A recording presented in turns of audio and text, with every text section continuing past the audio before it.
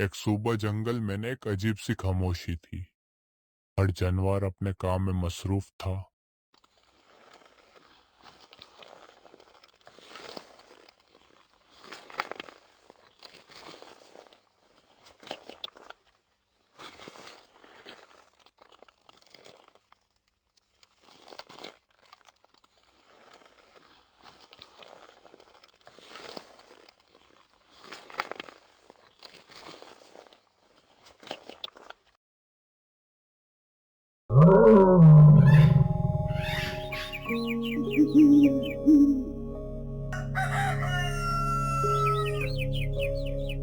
सुनो सब, जंगल में आज सब कुछ शांत क्यों है? क्या किसी ने सुबह की दुआ नहीं पढ़ी?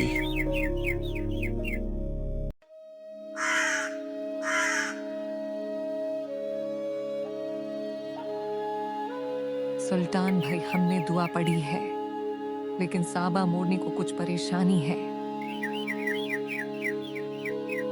मैं इतनी खूबसूरत हूँ, लेकिन कोई मेरी तारीफ नहीं करता। अल्लाह हर एक को उनकी नीयत के मुताबिक नवाजता है। शुक्र अदा करो।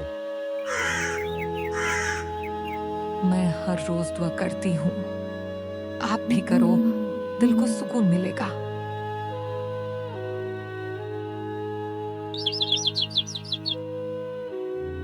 असली हुस्न वो है जो अंदर से रोशन हो।